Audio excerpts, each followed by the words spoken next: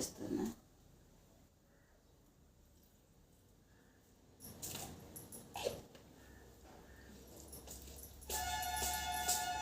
పచ్చిమిరపకాయలు వేస్తున్నా.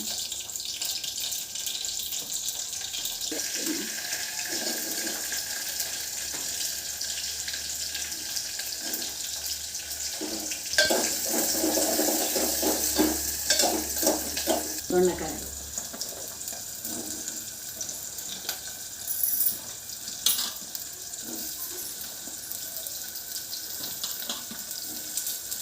బాగా ఫ్రై కావాలి. దొండకాయలు, ఉల్లిగడ్డ, పచ్చిమిరపకాయలు మంచిగా ఫ్రై అయితే తర్వాత అల్లం ఎల్లిగడ్డ, అల్లం పేస్టు. అది దొండకాయలు ఉల్లిగడ్డ మంచిగా గోలిన తర్వాత అల్లం పేస్ట్ వేసుకోవాలి, కరివేపాకు వేసుకోవాలి. ఉల్లిగడ్డలు ఎక్కువ కోసుకుంటే టేస్ట్ వస్తుంది, చిక్కగా అవుతుంది, మంచిగా ఉంటుంది. పసుపు వేసుకోవాలి.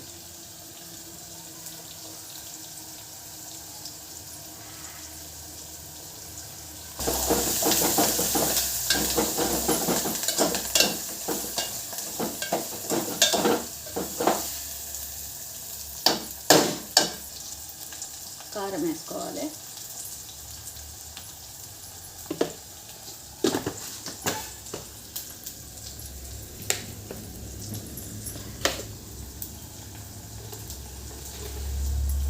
సాల్ట్ వేసుకోవాలి.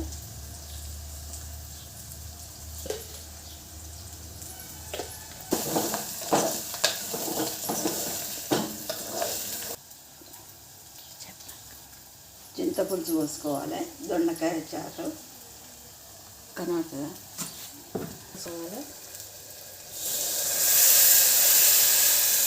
మంచిగా టేస్ట్ వస్తుంది. ఇలా కొంచెం ఇక దొండకాయలు ఫ్రై అయిన తర్వాతనైతే చింతపులుసు పోసినాం కదా, ఇక ఇట్లా చిక్కగానే పోసుకోవాలి. చిక్కగా పోసుకుంటేనే టేస్ట్ అనేది బాగుంటుంది. పలసగా పోసుకుంటే టేస్ట్ పోసుకుంటే మంచిగా ఉండదు. చెప్పండి.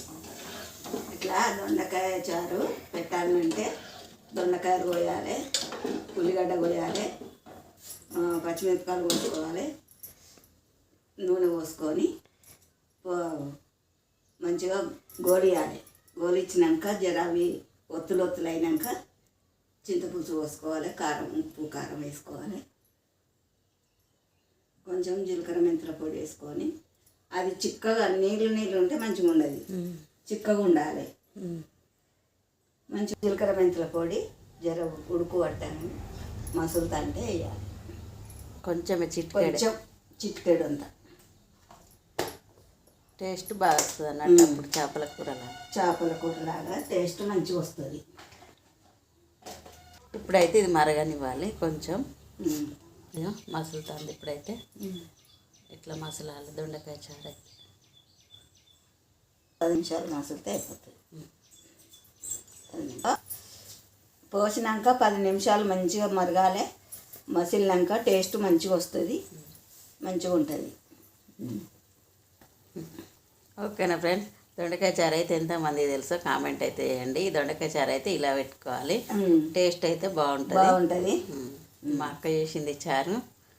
ఓకేనా ఫ్రెండ్స్, బాయ్ మరి.